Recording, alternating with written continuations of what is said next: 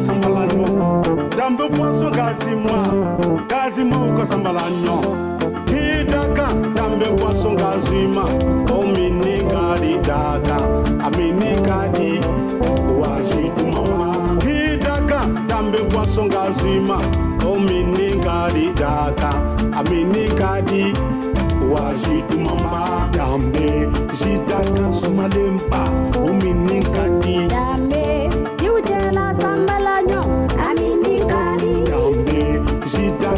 Malempa, Uminikadi. Sidaka, Ziutela Sambalanyo, Aminikadi. Hidaka, Dambe Poisson Gazima, Uminikadi Daka, Aminikadi.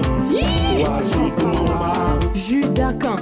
boisson rafraîchissante. Abisoro Mali Fantanan Bella Jelena. Ou direction commerciale Baflene, Hippodrome na, Semet Distribution, rue Nelson Mandela. Jus d'Akan, Jula Samalanya. Ziutela Sambalanyo, Aminikadi.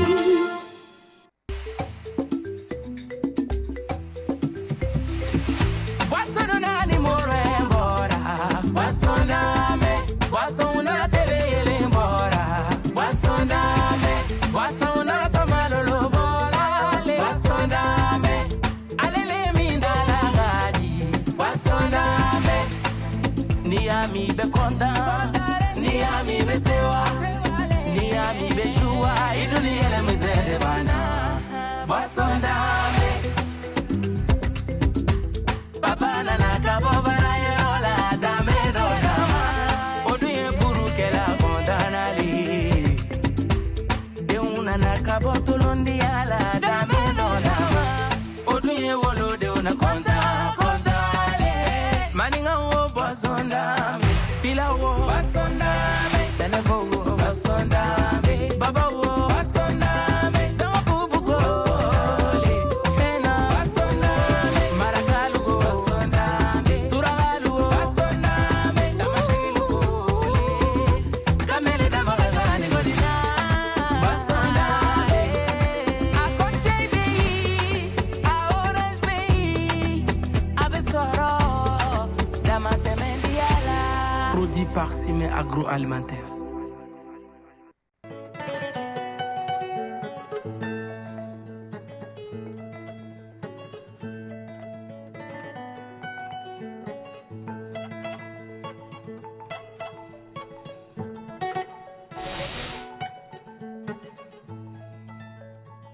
Rabbil alamina an ka foli bɛ an lajɛbaga bɛɛ lajɛlen aw mana sɔrɔ yɔrɔ yɔrɔ bi ko ni sɔndiyalenba de bɛ aw fɔ anw tɛ sɛgɛn aw foli la ka da kan aw ni anw de bɛ an ka sɛmɛni ja ɲɔgɔn bolo n'an ka baro dumanw n'an ka kunnafoni dumanw ye saraka ɲɔgɔn aw bisimila saha ɲɔgɔn ko ne ko ka d'ale bi ko ale b'a sigi an ba kɛrɛfɛ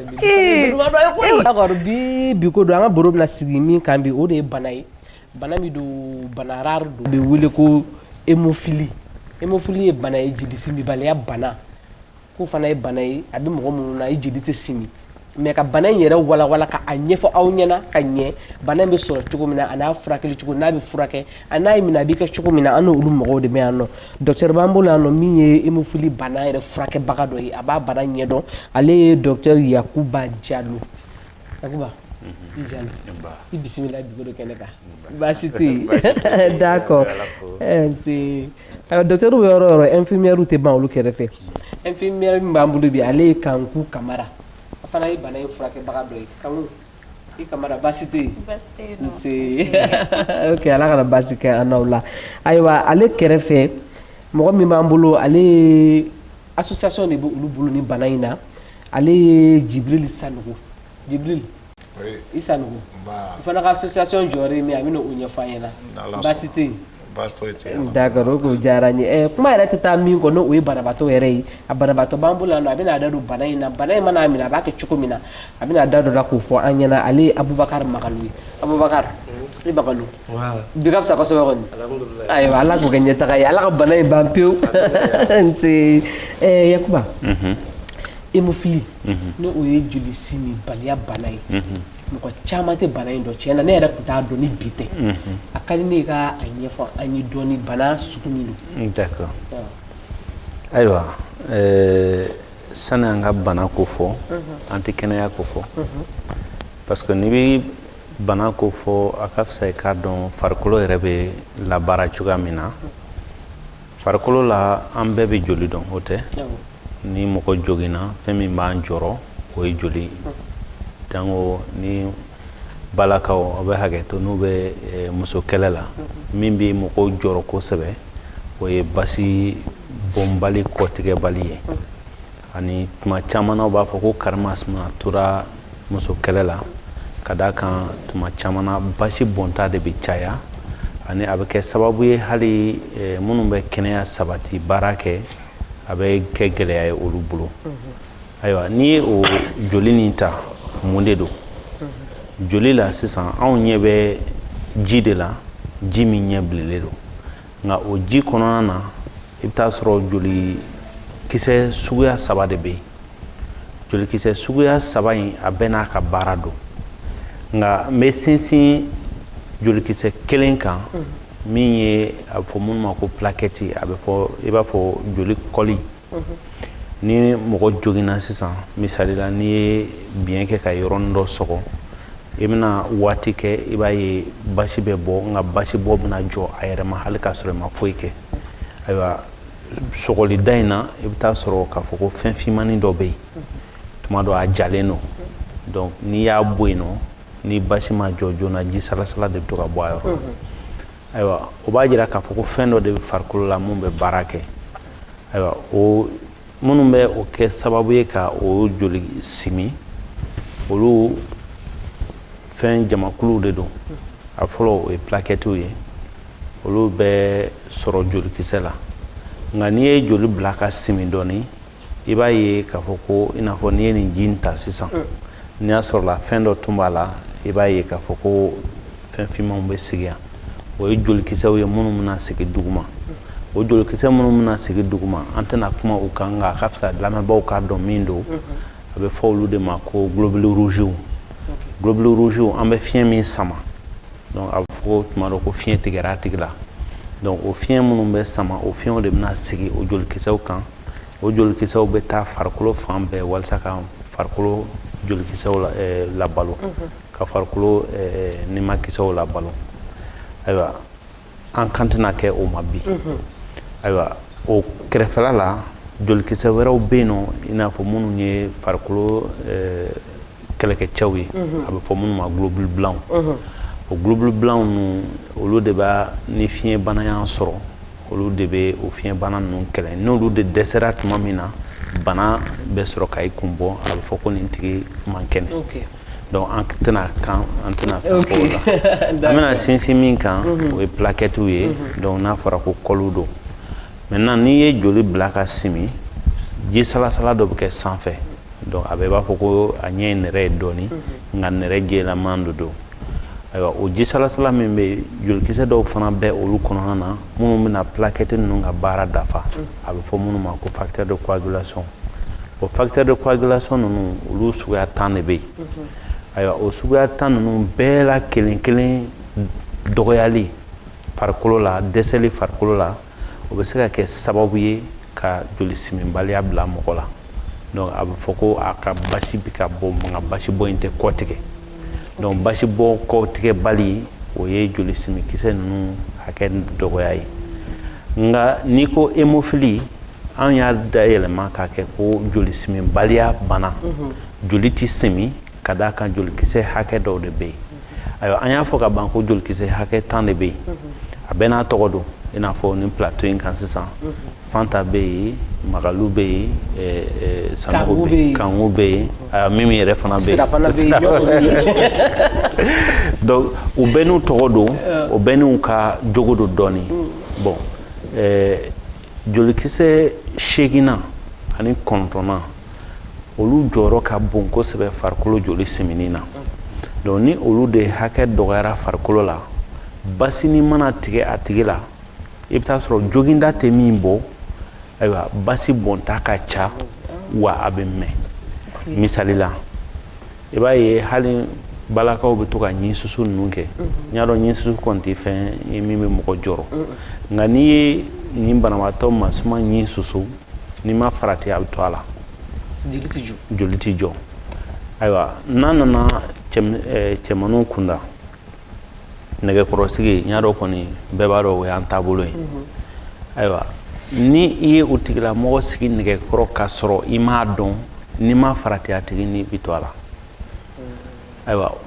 a bɛ se k'a fɔ ko olu bɛɛ jogindaw ka bon misalila n'a tigi binna yɛrɛ hali ka tenda waasi dɔrɔn waasi danni dɛ o bɛ se ka kɛ sababu ye k'a dɔw kɛ ka kɛ a dɔw sata ye. ok merci Diallo kuma kɔnɔna na an bɛna ale bana in sɔrɔ cogo la parce que i k'a dɔn ni bana in b'i la pour que k'i kisi ni kɔlɔlɔ bɛɛ lajɛlen ma Kanku a yɛrɛ la k'a fɔ k'i ye jelisimi bana bɛ mɔgɔ min na k'i y'a furakɛbaga dɔ ye a bɛ furakɛ cogo di. Bon furakɛli ka nɔgɔn facteur dɔ de b'an bolo ni o yɔrɔ min tigɛra an b'o o fura in de k'u la pour que k'a to joli bɛ se ka jɔ quoi an b'a fɔ facteur 8 bɛ yen 9 bɛ yen donc a bɛ dépend ni cas mun don quoi. Jibril oui a ye association de aw jɔyɔrɔ ye jumɛn ye bana in ka ko la. an ka rôle ye sensibilisation yɛrɛ fɔlɔ ye ka mɔgɔ sensibiliser bana in na fɔlɔ bon an ye association ye komi bana in kun commencera ka lakodɔn jamana in kɔnɔ an y'an fara ɲɔgɔn an ye association créée en 2012 pour que ka association ka mɔgɔw labɔ bana in kalama et puis ka banabaatɔw fana fara ɲɔgɔn kan et puis ka essayer ka bana in plaidoyer kɛ ka se autorités fana ma pour que ka bana in ɲɛf'u ɲɛna fana u k'a lakodɔn donc an ka association sigi kun y'o ye. D'accord. Voilà. Ok merci Jibril ayiwa an ka banabaatɔ Abubakar Magalu i ko bi ka fisa kosɛbɛ d'accord bana in i y'a sɔrɔ cogo di walima c'est héréditaire ou bien a nalila cogo di. bon i ye ɲininkali o diyara n ye bana in ye tiɲɛna bana don a tiɲɛna bana de don a t'i n'a fɔ ne mɔgɔ dɔ man kɛnɛ ne a tigi taara dɔgɔtɔrɔso la i n'a fɔ e bɛ hakɛ to sida bɛ cogo min ne dɔ tigɛra e fana ka tigɛ joli ka se ɲɔgɔn ma ko a bɛ yɛlɛma i fɛ ayi o bana tɛ o bana tɛ ou bien a bɛ hakɛ to halisa donc kafoɲɔgɔnya mana tɛmɛ mɔgɔ cɛ bana bɛ min na ani a tɛ min na ko a bɛ yɛlɛma o tigi fɛ ayi o tɛ bana ye tiɲɛna bana de don quoi a bɛ sɔrɔ tiɲɛ de fɛ voilà. D'accord donc bana yɛlɛma ta tɛ fiyewu i ye nin fɛn fɛn fɔ nin tɛ se k'a yɛlɛma ayi i ka se k'a sɔrɔ i bangebagaw de fɛ mais a bɛ yɛlɛma i la. mais docteur maladie chronique de don wa ou bien traitement dɔw bɛ yen nɔ n'olu suit la a bɛ se ka ban ou bien bana ban ta tɛ tu. N'i ko maladie chronique est ce que an bɛɛ b'o faamuya. bon est ce que bana de don i bɛ se k'i ka ɲɛnamaya kɛ ni min ye fo ka taa se saya kan a tɛ furakɛ k'a ban ou bien fura b'a la. ayiwa n bɛna min fɔ bana min don kudayela bana de don n'an ko kudayela bana fɛn o fɛn dulonlen bɛ tiɲɛ na o kɔni o ye n'i ka ɲɛnamaya ye donc bana min don a bana i bɛ n'a b'i la kɔni i bɛ ɲɛnamaya kɛ n'a ye ten donc ni ne bɛ se ka fɛn fitinin fara Magalu ta kan a y'a fɔ ko bana bɛ sɔrɔ tiɲɛ na mais a dulonlen bɛ tiɲɛ dili de la tiɲɛ dili an b'a fɔ min ma ko gène donc o tiɲɛ dili min ni an b'a sɔrɔ bangebaaw fɛ donc o tiɲɛ dili in tuma dɔ i bɛ taa sɔrɔ bana bɛ se ka bali ka foyi tɛ du kɔnɔ nka a bɛɛ ye tiɲɛ dili ka bayɛlɛmani de ye donc ni tiɲɛ dili bayɛlɛmana ayiwa bana bɛ se ka poyi a tigilamɔgɔ la donc ale fana bɛ se ka a di a bɔnna ma ten voilà. Kanku o yɔrɔ la mɔgɔ wagati jumɛn mɔgɔ b'a dɔn ko ni bana in b'i la k'i garisigɛra ni bana in na. Bon a bɛ dɔn ni blessure kɛra i b'a ye joli tɛ jɔ ani articulation bɛ to ka bali ka funu yɛrɛ ma n'i y'o remarque i yɛrɛ la dɔrɔn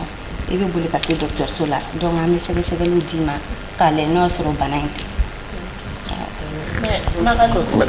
bana in b'i la i bɔra kalama k'a b'i la a waati mɛnna. oui ne ta a mɛnna ne ta in dɔnna depuis Côte d'Ivoire.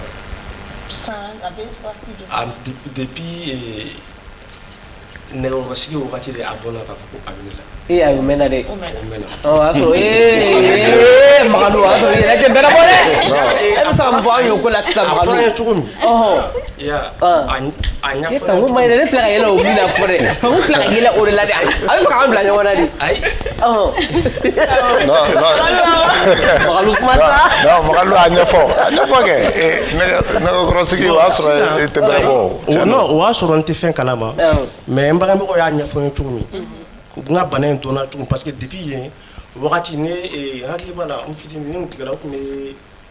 fen do le ci micro voilà o me fen do le ci o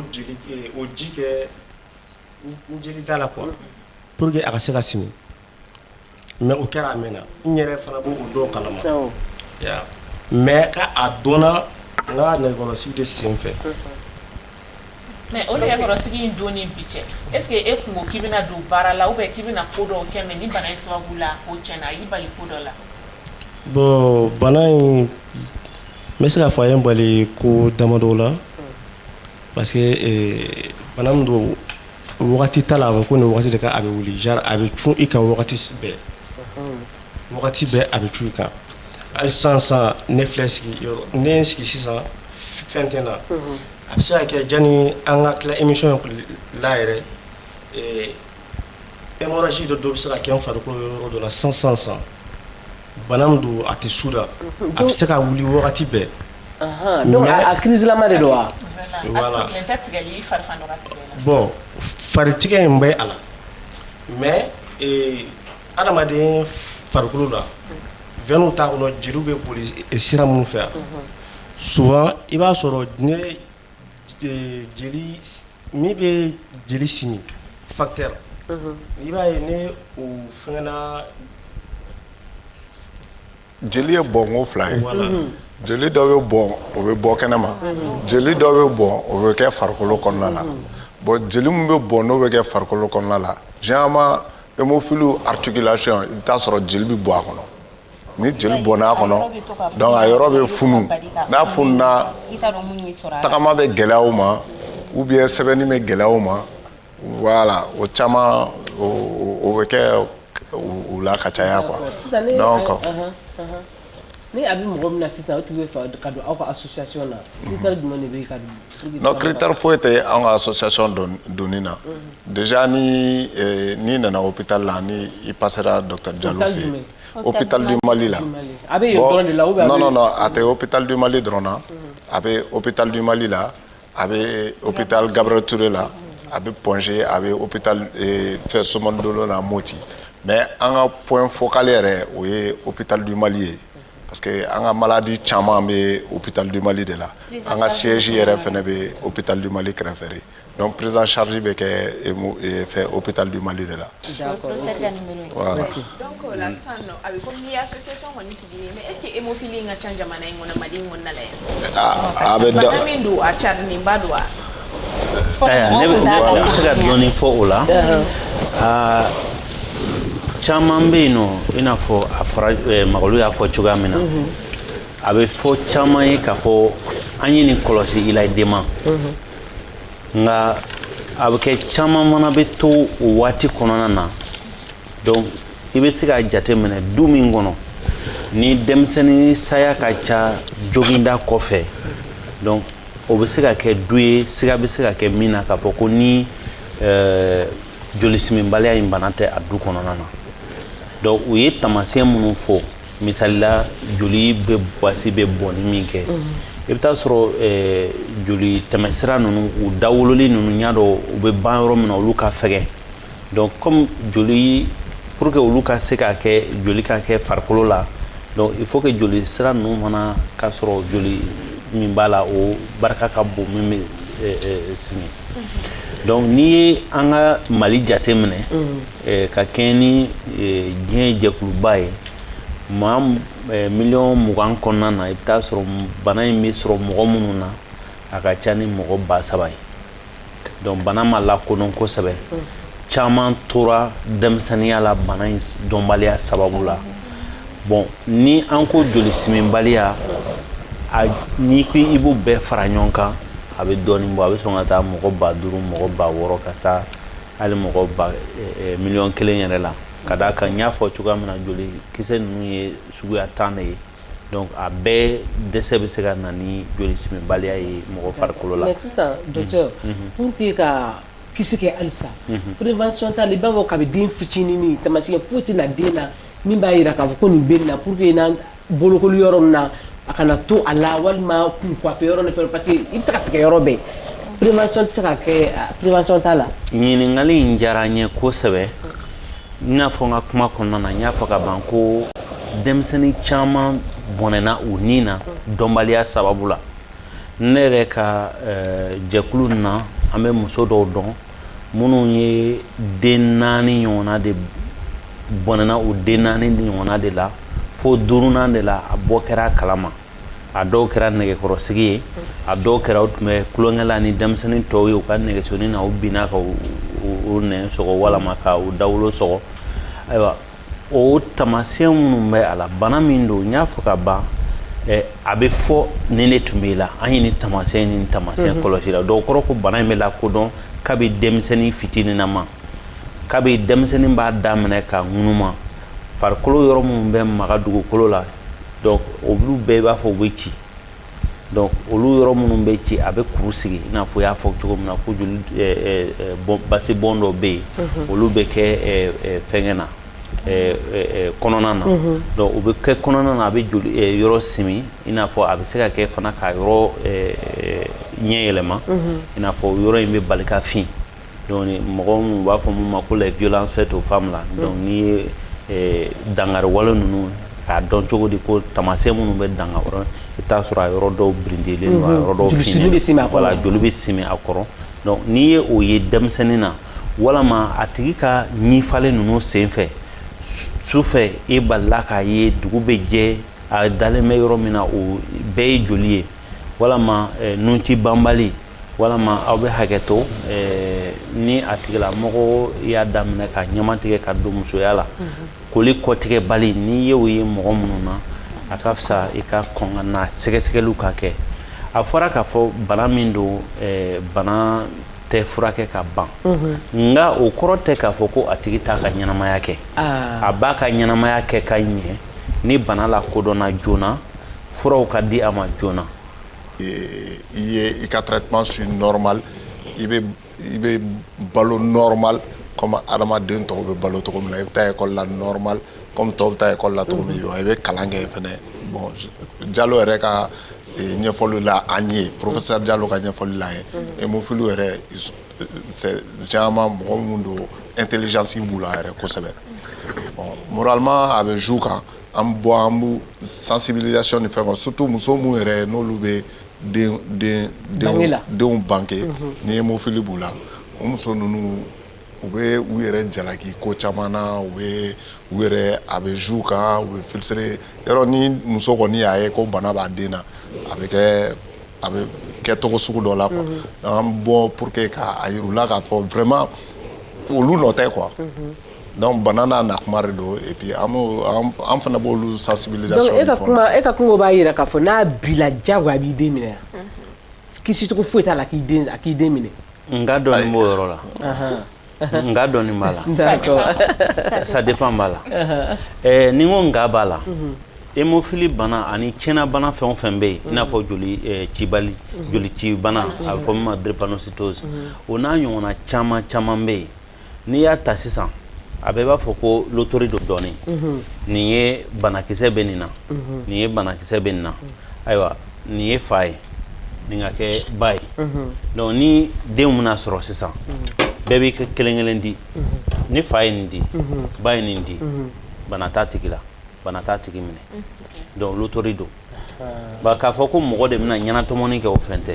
donc k'a faamuya k'a fɔ ko hémophilie bana bɛ nin du kɔnɔ ko den fɛn o fɛn bɛ sɔrɔ o fɛn tɛ mais ala ka ko don a bɛ se ka kɛ fa ni ba ta di ta bɛ se ka kɛ nin ye donc a tigi bɛ se ka kɛ banabagatɔ ye donc o ye fɛn wɛrɛ ye mais ni a kɛra dɔ in ni dɔ in dun alors dɔ in ni dɔ in sisan bana awɔ k'an ji ta kɛ a binna i kɔ bana dili mana an ka nin kɛ sisan ko bana dili gulolen bɛ nin na ayiwa ni me génétique doni ɲɛfɔ dɔɔni ayiwa ni ninnu kɛra fɛn suguya kelen an bɛ se k'a fɔ o ye balakaw ye donc nin ye a fɔ min ma ko XX donc XX o tɛ donc n'olu bɛɛ kɛra o de la a bɛ fɔ ko muso ye fɛn dafalen ye an sɔnna muso bɛ se ka tɛgɛrɛ f'u ye an sɔnna mais i bɛ taa sɔrɔ ni nin bɛ yen o bɛ kɛ cɛ ye nin ye fa ka dita ye donc nin ye ba ka non muso tɛ se ka nin di donc cɛ de bɛ nin di parce que nin ne bɛ kɛ cɛ nin de bɛ cɛya denkisɛ ye donc ni ba ye nin di banakisɛ tɛ nin na donc forcément ni tigi tɛ bana dimi da. Il est temps. On a préparé la voilà. Ala lajɛbagaw bɛɛ lajɛlen ko ala lajɛlen hakili sigi. Voilà. Jalo bɛna ɲɛfɔ nin ye fa ye ni nin ye fa ka dita ye an ka nin kɛ banakisɛ tɛ nin na nin ka kɛ banakisɛ bɛ nin na sisan ni nin dira banakisɛ bɛ min na o tɛ cɛ ye donc nin ka kɛ Y ye donc ni min bɛ nin ka kɛ X maladie ye donc ni nin ye ba ka dile ye nin ka kɛ fa ka dile ye donc sisan ni nin ye muso ye bana ntigi ti bana dimi da nka sisan ni ba ka dita o fana kɛra nin ye donc nin ka kɛ fa ta ye donc sisan ntigi bɛ se ka bana dimi da banakisɛ fila ye ɲɔgɔn sɔrɔ bana fila tɛ parce que a gulonlen don X de la donc comme ni X ye kelen ye sisan ni X ye kelen ye sisan donc X kelen min bɛ yen ni bana dili bɛ o la donc Y o tɛ se ka compenser donc a kɛlen komi a dili sirilen don fa de la toujours quoi walima tuma caman na voilà fa bɛ se ka bana dili di denmusow ma nka tuma caman na denmusow tɛ bana dimi da ka d'a kan olu ka Y ni X min bɛ u la bana dili tɛ o la donc o bɛ dɔ in compenser donc o tɛ fɛn kɛ. D'accord. Hémophilie a suguya ka ca i n'a fɔ sisan nɔ a suguya ka ca. A suguya fila de bɛ yen A o ye jolikisɛ 8nan ye B o ye jolikisɛ 9nan ye nka n'i y'a ta kɛmɛ sara la kɛmɛ sigi la A n'i ye hémophilie banabaatɔ 100 lajɔ i bɛ taa sɔrɔ 80 ɲɔgɔn ta ye A ye donc A man jugu juguya ko tɛ o de ka ca nka hakɛ n ye misali ta fɛngɛ min kan nan kɔgɔ min kan i bɛ taa sɔrɔ nan dɔw bɛ yen a kɔgɔ hakɛ man don dɔw bɛ yen nɔ a kɔgɔ bɛrɛbɛnnen don dɔw bɛ yen kɔgɔ yɛrɛ t'a la donc ni kɔgɔ t'a la yɛrɛ o man di o tɛ voilà donc o bɛ cogoya min na ni hémophilie banabaatɔ fana ni jolikisɛ hakɛ foyi tɛ a tigi joli la i n'a fɔ n'i ye a tigi ka joli ta ka mililitre 1 jate minɛ i bɛ taa sɔrɔ a foyi de tɛ ou bien c'est 0,5 donc n'i ye ta fu ani a kilancɛ donc maintenant ka taa fu kilancɛ na ka taa se 1 ma donc an bɛ olu jate ko a trace dɔɔni bɛ yen mun ye a bɛ fɔ minnu ma ko minnu ta man jugu donc ka taa 1 ma ka se 5 ma donc olu ye modérés ye donc ka taa mineurs la 5 ka taa se fo 45 ma donc olu ye mineurs ye quoi donc sévère modéré ani mineur ala k'an kisi nin bɛɛ ma Kanku i ye bana in furakɛlibaga ye est ce que a ka dɛsɛ ka ca k'a fɔ ko a ka se anw ma qui est vraiment grave fo furakɛli ma se ka sɔrɔ la fo a tigi tanya na est ce que o ka ca a la bon fɔlɔ yan'a kun ka dɔn an kun ye degun dɔɔni sɔrɔ la mais avec les facteurs surtout an ye produit kura min sɔrɔ sisan nɔ sisan an ka cas de décès ka dɔgɔ mais se ka min fara o yɔrɔ in kan en réalité depuis que ne ye baara in daminɛ ne ma hémophilie banabaatɔ bannen ye k'a fɔ ko basi de bɔnna fo ka taa kɛ sababu ye k'a fɔ ko basi bɔnna an ye fura kɛ basi ma jɔ m'o ye nka a dɔw bɛ se ka kɛ 1 kɛnɛya sabatibaaw bɛ siran banabaatɔ ye depuis a fɔra ko hémophilie b'a la o tɛ maga a la yɛrɛ bilen u b'a fɔ a ye taa donc o waati kɔnɔna basi bɔn min bɛ kɛ yanni k'a fɔ ko joli bɛ kɛ a tigi la k'a fɔ ko i b'a furakɛ donc a dɔw bɛ se ka kɛ dɔw bɛ se ka bɔnɛ u ni na walama dɔw bɛ se ka kɛ bana wɛrɛ y'a tigi minɛ k'a fɔ ko hémophilie b'a la dɔrɔn an t'a tigi furakɛ donc u bɛ fɛn bɛɛ da hémophilie kun hali ni kunkolodimi y'a tigi sɔrɔ hémophilie sumaya y'a sɔrɔ hémophilie donc u t'a tigi furakɛ banabaatɔ indiscipliné fana bɛ yen dɛ donc banabaatɔ indiscipliné dɔw bɛ yen u dɔgɔtɔrɔ bɛ directive mun d'u ma ko ka taa o kɛ u tɛ sɔn o ma u bɛ taa dɔ wɛrɛ kɛ o bɛ se ka kɛ saya sata fana ye olu bɛɛ yira la na depuis le jeudi donc dimanche da ye ne wele ko a mago bɛ facteur la k'a bɛ ka signer a tun bɛ ka signement interne de kɛ quoi donc lundi a nana professeur ye fibro d'a ma k'a ka taga kɛ donc c'est le mercredi da ko k'ale bɛ taa fibro kɛ donc a y'a sɔrɔ c'est trop tard a banna kɛ c'est trop tard ala ka hinɛ a la Makalu aw ka prise en charge bɛ kɛ cogo dɔw la vu que nin ko docteur dɔw b'aw négliger parce que n'a fɔra ko hémophilie in b'aw la u bɛ siran aw ɲɛ donc n'aw ka crise wulila o la minnu ni aw ka spécialiste yɔrɔ ka jan aw b'a kɛ cogo di bon i ye ɲininkali o diyara n ye sisan ni hémophilie ka banabagatɔ ka bana wulila ne a y'a sɔrɔ ani dɔgɔtɔrɔso ka jan parce que en général sisan ni bana in furakɛli daminɛ dɔgɔtɔrɔso la ni i bɛ taa so parce que bana min don n y'a fɔ cogo min a tɛ surunya donc ni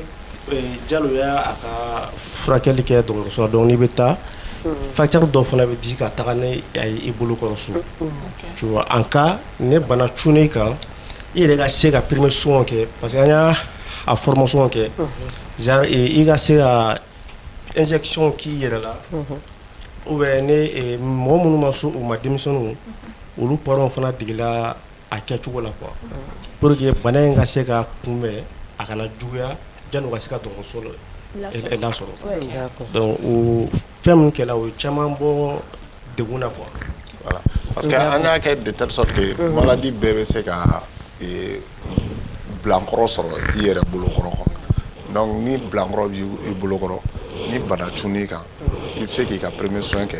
yanni i bɛ se fɛn ma dɔgɔtɔrɔw ma mais hali o bɛɛ la o de kama an b'a f'u ye u kana to cogo si la fura ka bɔ u bolo donc n'a bɛ ban dɔrɔn u ka na fura bɛ d'u ma donc a bɛ se ka kɛ mɔgɔ tɛ bana in cun wagati dɔ mais a bɛ ka pan fura in da kunna sani an ka se o ma ne bɛ fɛ ka min fɔ c'est que n'i ye banabaatɔ jateminɛ bibi in na u carilen bɛ Mali fan bɛɛ donc n'i y'a jateminɛ mɔgɔ min bɛ Kidali k'a fɔ ko o joginna ko ka bɔ Kidali ka na Bamako ka sɔrɔ a ma fɛn kɛ donc a bɛ gɛlɛya o de la a ye min fɔ an bɛ o bɛɛ lajija hali ni minnu tɛ se ka fura mara parce que fura in bɛ mara sumaya de la donc an b'a fɔ u k'a lajɛ ni pharmacien dɔ bɛ yen fura feerela dɔ bɛ u kɛrɛfɛ donc u bɛ kuma o tigi fɛ ni fura bɛ se ka taa bila yen walama u ka kɛnɛyasow la a fɔ mun ma CSCOM i b'a dɔn boloci furaw bɛ kɛ yen nɔ donc an b'a bila yen ani fura in k'a da ka gɛlɛn kɛ parce que o yɔrɔ de ka gɛlɛn an ma dɛ k'a da ka gɛlɛn dɛ Makalu voilà fura in da ka gɛlɛn dɛ diyara n ye kosɛbɛ ka parce que an ka kɛlɛ yɛrɛ kunba yɛrɛ hémophilie tɔw bɛ se ka sari an ka prise en charge bɛ se ka kɛ cogo min jamana ɲɛmɔgɔw bɛ se ka u tourner ka na an ka côté genre k'an dɛmɛ pour que bana in an bɛ se ka a kɛlɛ cogo min ka sɔrɔ a ma kɔlɔlɔ lase an ma quoi nin fura in filɛ a kelen n'a fɔra ko hémophilie tɔ yɛrɛ ka a san a tɛ se a tɛ se parce que n bɛ misali di fura in bɔ o fana o bɛ ɲɔgɔn ɲɛ fura ninnu bɛ ɲɔgɔn ɲɛ wa o dɔw fana bɛ ɲɔgɔn ɲɛ a bɛɛ la nɔgɔmani an bɛ se k'o ta i n'a fɔ 200 comme ça a den kelen nin t'a la o tɛ nin ye dɛ o ye o fana bɛ yen quoi o fana i n'a fɔ nin filɛ cogo min a bɛɛ la nɔgɔmani a den kelen n'a fɔra ko an ko o san ko k'o kɛ an yɛrɛ la a fɔ an bɛ sara jani tɛ fantanbana yɛrɛ awɔ tɛ Makalu ko tɛ ko fantanbana tɛ ko ni dɛmɛ ma don aw ma o ye ala nɔgɔmani de a fɔra dɔw bɛ taa fo 1,000,000 dɔ la dɔw bɛ yen 2,000,000 ainsi de suite parce que a facteur fana bɛ dépend kele bɛ dépend i la hémophilie fɛngɛ i n'a fɔ docteur a fɔ cogo min niveau ko de don. D'accord. C'est-à-dire an b'an profiter plateau in kan. Parce que dɔw bɛ nin 12 bɛ kɛ dɔw la 15 bɛ kɛ dɔw la n'a fɔra u k'a san a ma nɔgɔn. Mais ni fila nin den kelen sisan ko nin den kelen joli ni ya ayiwa donc an ka tɛmɛ a bɛna prix fɔ a bɛ tila k'a fɔ Sanogo kuma kuncɛ kuma na a yirala k'a fɔ bana min don tiɲɛna nin tɛ fantanbana yɛrɛ parce que fura wari min bɛ ka fɔ nin fura yɛrɛ la an dɔw yɛrɛ b'an ka adamadenya kɛ k'a ban an tɛ 200 ye an ɲɛna n'a fɔra ko nin bana sugu yera i la i tu es condamné à mourir i kɔni bilalen don k'i ka sa de aw ye association ye aw bɛ dɛmɛ ɲini mɔgɔ jumɛnw fɛ pour que aw fana bɛ se ka ni banabaatɔ ninnu dɛmɛ cogo min na u bɛ se ka fura sɔrɔ nɔgɔya la aw ka dɛmɛw bɛ na cogo di. I ka kuma diyara n ye nin fura ninnu filɛ nin ye depuis 2012 n'an ye association créée an ye association affiliée fédération mondiale de la fédération mondiale de l'hémophilie fédération mondiale de l'hémophilie o de bɛ fura ninnu olu ka parti dɔ bɛ yen nɔ aide humanitaire olu de bɛ fura in ci anw ma fu la fantan jamanaw ma fu la donc an bɛ fura sɔrɔ olu bolo ten fu de la mais o la an b'a ɲini parce que fu ye c'est vrai que i ma fɛn na olu b'a ca an ma fu la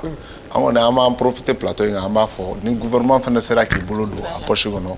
donc maintenant ka facteur nin san k'a bila an ka disposition la parce que ninnu bɛ mun ci ka na yɛrɛ o t'an bɔ yɛrɛ. Ne bɛ fɛ k'o kɛ welewele yɛrɛ de ye. Welewele don ka a se Mali gouvernement ma donc ni u bɛ se k'u hakili to an na vraiment ni fura nin n'u bɛ se ka a san ka d'an ma parce que an yɛrɛ an t'a dɔn an bɛ taa mɔgɔ min fɛ yen nɔ commerçant kunda ou bien fɛn kunda k'o bɛ se ka fura in san ka d'an ma gouvernement de bɛ se ka fura in san ka d'an ma welewele k'a dɔn k'a f'u ɲɛna ni u bɛ se ka fura in san vraiment ka di an ma o bɛ diya n ye. O la n'o kɛra donc maintenant hémophilie traitement tɔ a bɛ nɔgɔya ka taa fɛ de bon bi alhamdulilayi an kɔni an b'an profiter plateau in kan an bɛ professeur Diallo fo quoi an b'a fo parce que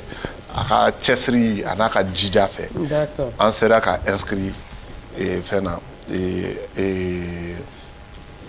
fédération mondiale la a ka cɛsiri a n'a ka jija fɛ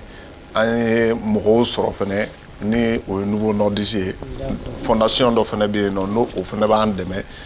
donc ka an ka projets financer an ka se ka Mali médecins former an ka se ka activité caman kɛ pour que ka hémophilie traitement a nɔgɔya donc fura in kɔni an bɛ fura in sɔrɔ pour l'instant an kɔni an bɛ fura sɔrɔ fédération mondiale de l'hémophilie de bolo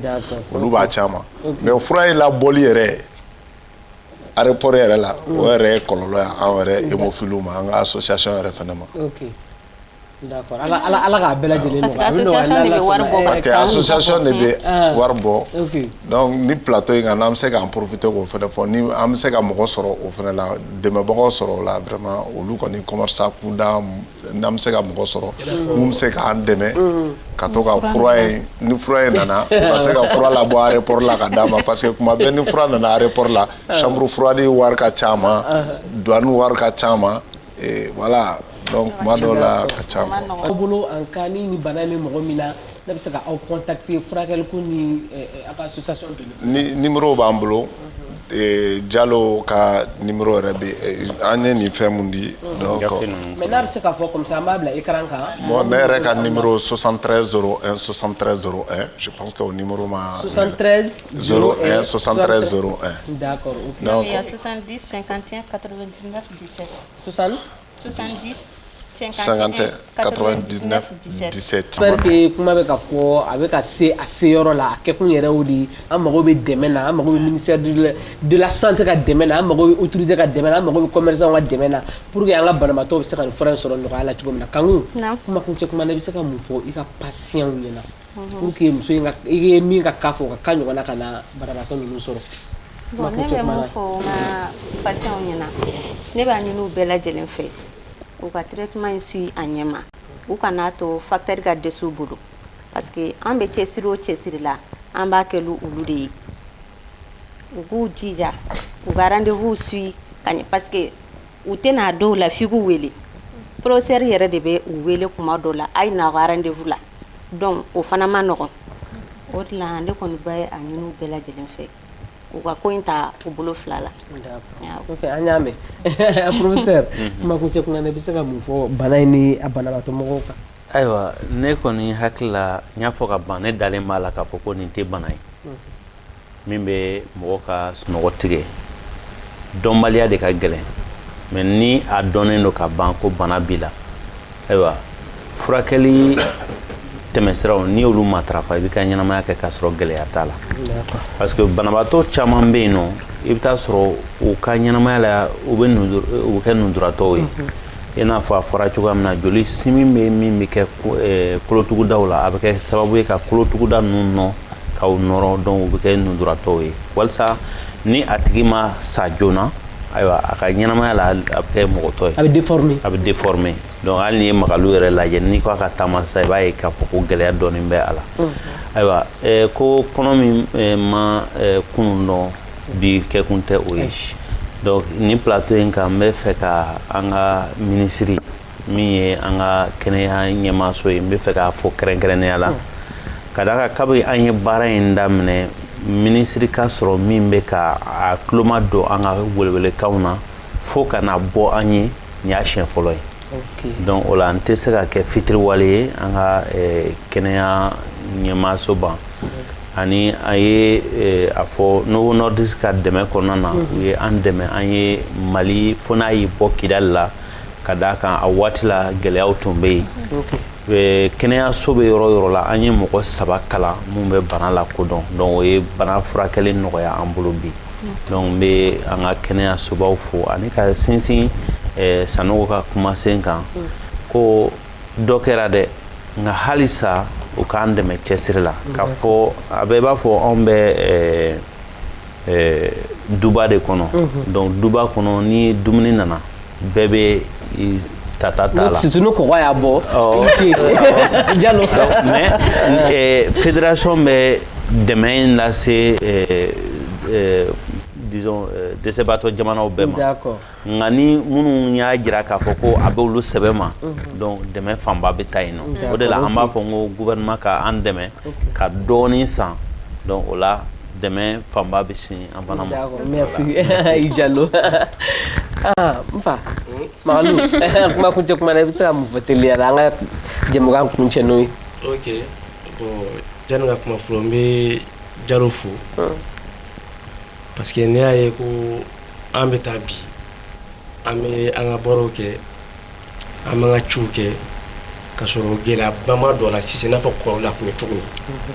ani mɔgɔ caman bɛ yen sisan u tɛ ka se ka degun sɔrɔ tagamaw la a sababu ye Jalo ani Kanku de ye donc an b'an ka président yɛrɛ fana fo donc vraiment u bɛ baara min na Ala de bɛ se k'u sara bon ne bɛ weleweleda bila an ka autorité ma parce que u bɛ kuma dɔ fɔ ko n'i y'a mɛn k'i bɛ mɔgɔ wele ka na ko na an ka wara faga o y'a sɔrɔ a kunkolo b'i yɛrɛ i n'a fɔ Jalo ni président y'a fɔ cogo min fura in dili an ma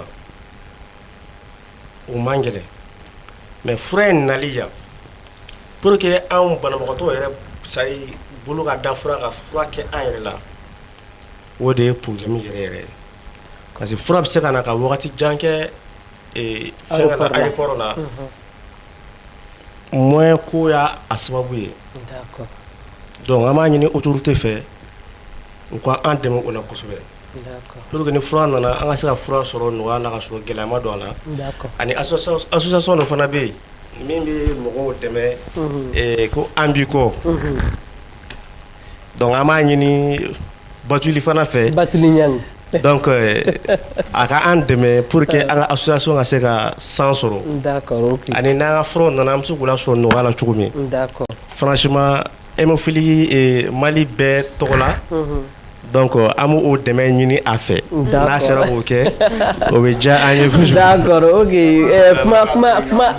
awɔ tiɲɛ na an ka foli bɛ ministre de la santé an ka foli bɛ ba ɲumankɛ bɛɛ lajɛlen nka halisa ko dɔ kɛra ko belebeleba bɛ kɔfɛ u yɛrɛ ka fɔli la ayiwa Magalu yɛrɛ banabaatɔ yɛrɛ y'a ɲini ka fara renouveau mɔgɔ bɛɛ lajɛlen kan ka fara maliden bɛɛ lajɛlen kan ka fara Emufuli banabaatɔ bɛɛ lajɛlen kan k'an b'a ɲini Batuli Ɲangi fɛ ko fura ninnu min na fura ninnu nali ma gɛlɛn komi k'a bɔli aéroport la musaka ko b'a la a ka gɛlɛn donc an bɛɛ lajɛlen bɛ jɛ ka Batuli Ɲangi deli k'a ɲini a fɛ a ka an dɛmɛ an ka fura ninnu musakaw la parce que a fura nin da ka gɛlɛn a filɛ nin mais a da ka gɛlɛn yɔrɔ 200 ko ni 250 ko bɛ min na anw ma deli k'o wari an ɲɛna ko ka t'o don fura la ni Ala ma ɲɛ an ma ne ba ɲumankɛw tɛ a ka ca Ala fɛ an caman bɛ to a la an ka laɲini tɛ o ye o fɔ n ta nin bɛ sɔn ka taa 1,500,000 na ko nin furaden kelen bɛ taa 1,500,000 na nin furaden kelen bɛ taa o la yɔrɔ o se tɛ maliyɛn bɛɛ ye o se tɛ maliden bɛɛ ye o se tɛ banabaatɔ bɛɛ ye donc an jigi bɛ an ka jamana nafolotigiw kan halisa an jigi bɛ an ka autorité kan halisa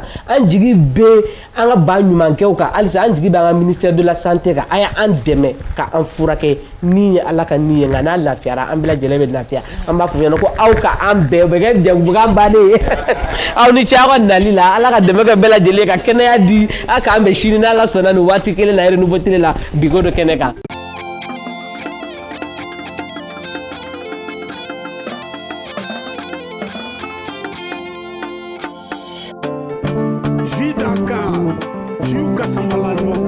Dambe poisson gazima ou kasambalanyo.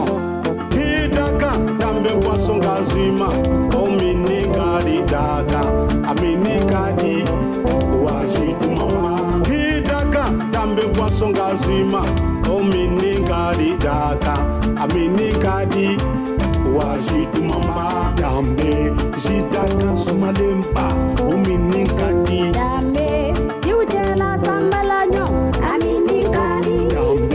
Jidaka sumalempa uminikadi Jidaka ziwjela sambalanyo aminikadi Jidaka dambe poisson gazima uminikadi daka aminikadi wajitu mama Jidaka boisson rafraîchissante abi soro Mali fantanan bela jelena ko direction commerciale Baflene hippodrome na Semet distribution rue Nelson Mandela Jidaka Jula Samalanyaka ziwjela sambalanyo aminikadi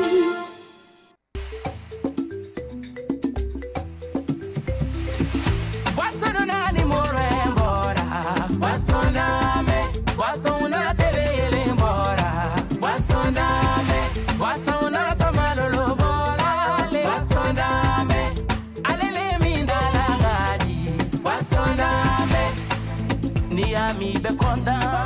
ni ami be sewa ni ami be joie iduni ele mizere bana wasona me baba nana kabo bara yola dame do dama oduye buru kela kondanali de una na kabo tolondi ala dame do dama oduye wolo de una kontale maninga wo bosonda fila wo bosonda senevo wo bosonda baba wo bosonda do bubu ko fena bosonda marakalu go bosonda suragalu go bosonda damashilu go kamele damaragani godina bosonda a côté bi a orange bi abesoro damatemendiala produit par Sime agroalimentaire.